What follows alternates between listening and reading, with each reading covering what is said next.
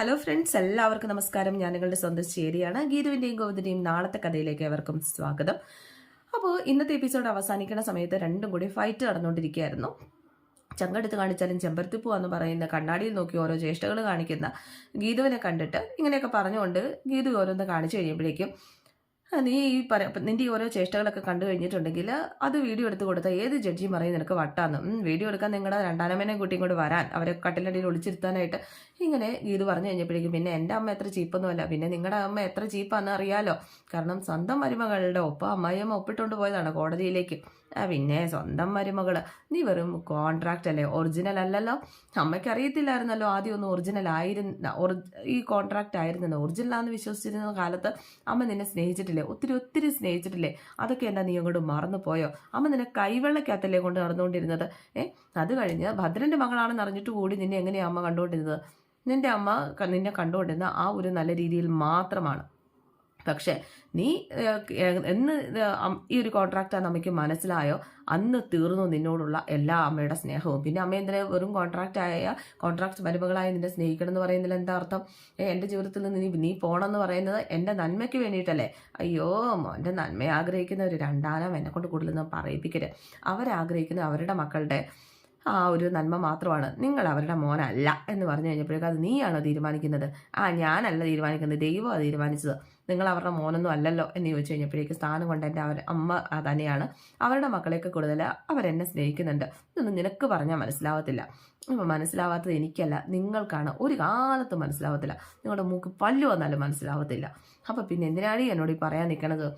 അത് ഞാൻ പറഞ്ഞാണെങ്കിൽ ഒരു ദിവസം നിങ്ങളുടെ തലയിലേക്ക് അത് കയറ്റി നോക്കി എന്നിട്ടേ ഞാൻ നിങ്ങളുടെ ജീവിതത്തിൽ നിന്ന് ഒഴിഞ്ഞു പോകുള്ളൂ.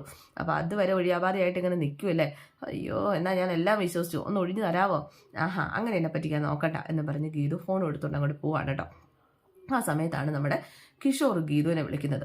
ഈ ഗോവിന്ദനോടുള്ള ദേഷ്യവും കിഷോറിനോടുള്ള ദേഷ്യവും ഒക്കെ കിഷോറിൻ്റെ കോള് കണ്ടു കഴിഞ്ഞപ്പോഴേക്കും എന്താ സുഖം, ഒരുത്തനെ ചീത്ത വിളിക്കാൻ കിട്ടിയല്ലോ. എന്താ പ്രതീതി തന്നെയാണ് നമ്മുടെ ഗീതുവിന്. എന്താ എന്ന് ഗീതു ചോദിച്ചു കഴിഞ്ഞപ്പോഴേക്കും അത് പ്രോജക്റ്റ് റിപ്പോർട്ടൊക്കെ റെഡി ആയിട്ടുണ്ടായിരുന്നു, അത് ഞാൻ മെയിൽ ചെയ്തിട്ടും ഉണ്ട്, അവരുടെയൊക്കെ മെയിൽ ചെയ്തിട്ടും ഉണ്ടായിരുന്നല്ലോ. നോക്കിയോ, എന്താണ് ഞാൻ ഇനി എന്താണ് ഞാൻ നെക്സ്റ്റ് സ്റ്റെപ്പ് ചെയ്യേണ്ടത് എന്നൊക്കെ ഇങ്ങനെ ചോദിക്കുകയാണ് നമ്മുടെ കിഷോർ. നെക്സ്റ്റ് സ്റ്റെപ്പൊക്കെ ചെയ്യാൻ പറ്റേ, ആദ്യം ഞാൻ പ്രോജക്റ്റ് റിപ്പോർട്ട് ഒന്ന് പഠിക്കട്ടെ, അതിനുശേഷം ബാക്കി പറയാം. ഇന്ന് എന്തായാലും ഞാനത് ഓഫീസിലെത്തുമ്പോൾ കാര്യങ്ങൾ കൂടുതൽ വിശദമായിട്ട് പറയാം. അത് കുറച്ചുകൂടി പഠിക്കാനുണ്ട്, അതിൽ ഒരു ചെറിയ ഇഷ്യൂസൊക്കെ കാണുന്നുണ്ട് എന്നൊക്കെ ഇങ്ങനെ പറഞ്ഞു കഴിഞ്ഞപ്പോഴേക്കും എന്ത് ഇഷ്യൂസ്? അതൊക്കെ ഞാൻ വന്നിട്ട് പറയാം. അതിന് നിനക്ക് എന്തറിയാം എന്ന് ചോദിച്ചു കഴിഞ്ഞപ്പോഴേക്കും അല്ല ഗീതാഞ്ജലി മാഡത്തിന് അതിനെക്കുറിച്ച് എന്തറിയാം? ഗീതാഞ്ജലി മാഡത്തിന് IT ഫീൽഡിൽ എന്ത് എക്സ്പീരിയൻസ് ആണ് ഉള്ളത്? ആ ഒരു പ്രോജക്റ്റ് റിപ്പോർട്ട് വിശകലനം ചെയ്യാൻ മാത്രം എന്ത് എക്സ്പീരിയൻസ് ആണ് ഉള്ളത്? മാത്രമല്ല അപ്പോഴേക്കും ഗീതു പറഞ്ഞു, ഞാനേ നിന്റെ മേലധികാരിയാണ്, ഞാൻ അവിടുത്തെ IT സൊല്യൂഷൻ AGM IT സൊല്യൂഷൻ്റെ മേധാവി വൈസ് ചെയർമാനാണ്. ഇനി എനിക്ക് മറ്റെന്ത് ഇതാണ് നിനക്ക് വേണ്ടത് എന്നിങ്ങനെ ചോദിക്കുകയാണ്. അപ്പോഴേക്കും വൈസ് ചെയർമാനായിട്ട് ഭർത്താവ് വെച്ചതല്ലേ, അല്ലാതെ എക്സ്പീരിയൻസ് ഒന്നും ഉണ്ടായിട്ടല്ലല്ലോ. അല്ലാതെ വൈസ് ചെയർമാനായിട്ടിരിക്കാനായിട്ട് ഫുഡ് ഡെലിവറി നടത്തിയ എക്സ്പീരിയൻസ് ഒന്നും പോരല്ലോ എന്നിവള് ചോദിച്ചു കഴിഞ്ഞപ്പോഴേക്കും ഗീതുവിന് അങ്ങോട്ട് ദേഷ്യം വന്നിട്ടോ. ഗീതു ഷട്ടപ്പ് എന്നും പറഞ്ഞിട്ട് അങ്ങോട്ട് അല്ലറി വിളിച്ചുകൊണ്ട്, നീ എന്താടാ പറഞ്ഞത്? എൻ്റെ സ്റ്റാൻഡ് എന്താണെന്നും നീ എൻ്റെ സ്റ്റാഫാണെന്നും നിനക്കെന്താ ഓർമ്മ നഷ്ടപ്പെട്ടിട്ടാണോ നീ എന്നോട് ഈ സംസാരിക്കുന്നത്? നീ എന്ത് ധൈര്യത്തിലാണ് എന്നോട് ഇങ്ങനെയൊക്കെ സംസാരിച്ചത്? എന്നോട് നീ ഇങ്ങനെ സംസാരിച്ചതിന് ഫലം നീയും നിൻ്റെ ഭാര്യയും അനുഭവിക്കുന്നു, നോക്കിക്കോ.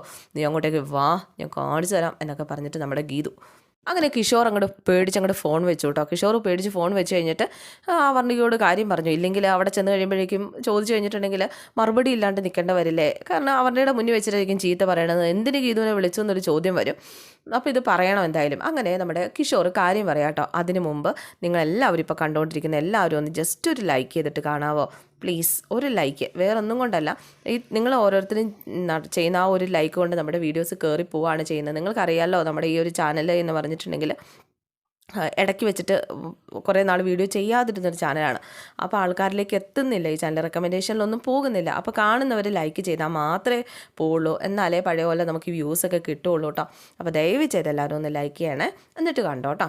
അപ്പോൾ എന്തായാലും നമ്മുടെ കിഷോറും അവർണികയും കൂടി ഇങ്ങനെ ഫൈറ്റ് നടത്തിക്കൊണ്ടിരിക്കുകയാണ്. അപ്പോൾ ഈ കിഷോർ ഈ കാര്യം പറഞ്ഞു കഴിഞ്ഞപ്പോഴേക്കും അവർണിക ദേഷ്യത്തോട് കൂടിയിട്ട് ചോദിക്കുന്നുണ്ട്, നിനക്കിത് എന്തിൻ്റെ എനക്കേടായിരുന്നു, നിന്നോട് ഞാൻ പറഞ്ഞതല്ലേ, ഗീതുവിനോട് എന്തെങ്കിലും പറയാനുണ്ടെങ്കിൽ, ഗീതാഞ്ജലിയോട് പറയാനുണ്ടെങ്കിൽ എന്നോട് പറഞ്ഞാൽ മതി, ഞാൻ പറഞ്ഞോളാന്ന്, പക്ഷെ നീ എന്തിനാണ് ഇടപെടാൻ പോയത്, ഇനി അനുഭവിച്ചോ എന്നൊക്കെ പറഞ്ഞിട്ടാണ് നമ്മുടെ അവർണിക ഇങ്ങനെ നിൽക്കുന്നത്. ഇതേ സമയം നമ്മുടെ വരുൺ അവിടെ അമ്മയോട് ഇങ്ങനെ പറയുകയാണ്, അതായത് രാധികയോട് പറയാണ്, ഇനി എന്തെങ്കിലും ഇപ്പോൾ പോലീസ് അന്വേഷണം കാര്യങ്ങളൊക്കെ വരുമല്ലേ, ഇനിയിപ്പം അവളുടെ കാലെ പിടിക്കാതെ വേറെ രക്ഷയില്ല.